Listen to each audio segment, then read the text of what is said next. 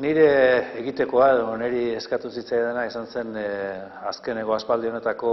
euskal kulturaren inguruan egin diren kultur politiken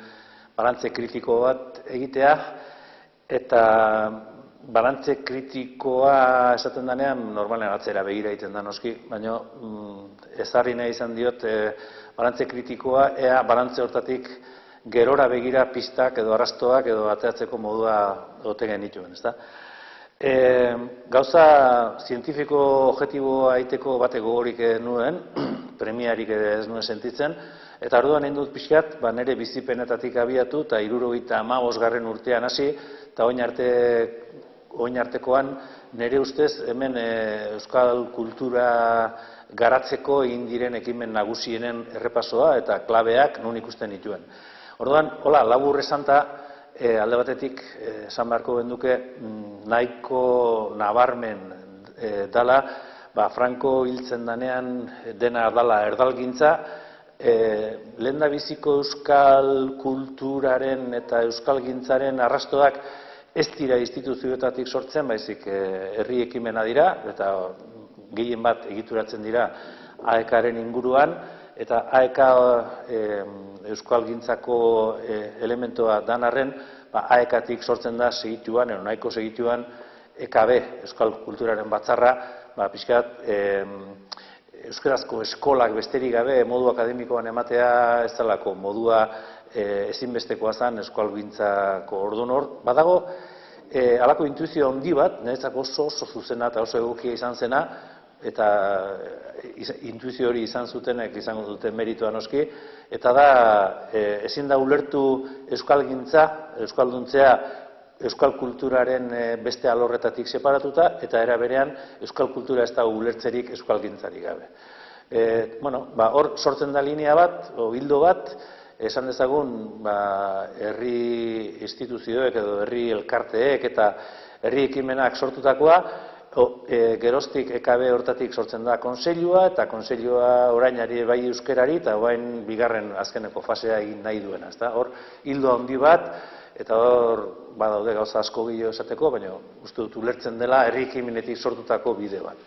Horren parean, askotan parean zoritxarrez, hemengo instituzio ofizialek hasiera batean ematen du denbora egilenean kontrako programazio egiten zutela, eta AEK sortzen danean ABE sortzen da, eta gero, nahiko modu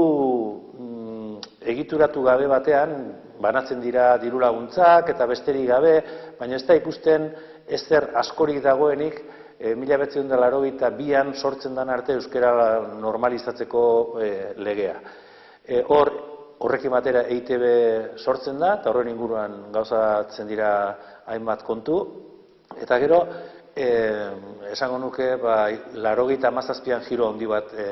hartzen dura kontuak Guggenheinen inaugurazioarekin, ezta? Hor pixka bat, sortzen diren iniziatibak diruz laguntzetik eta olako egitura txikiak sortzetik makroegituretara, nik txabolismo ditzen den hortara pasatzen da, eta horrek hipotekatu zuen 1987an, justu konseilua sortu zen urtean, hipotekatu zuen euskal kulturaren alorretan ari ginen guztion jarduna. Ni momentu hartan euskal idazleen elkarteko lehendakari nintzen, eta murrizketak izan ziren oso fuerteak hori dalata. Ni bi hildo horiek beti ikusi izan ditut penatuta, nola sarri elkarren kontra hitzen ziren, eta elkarren ispilu, eta batzutan proiektu desberdintasuna baino gehiago ikusten dituen zirela protagonismo eztabaidak, ezta? Hori, balantze bat, hori 87an hasi eta iaz arte holaxe da, 2009 arte, eta hor, bai erakundetan eta bai bestean sortzen da balantze bat egiteko premia, eta bietan aldarrikatzen da behar dela aro berri bat. Eta koinziditzen du, justu hemen uezitik, Jon Sarasuak eta sorguneak ikertegiak,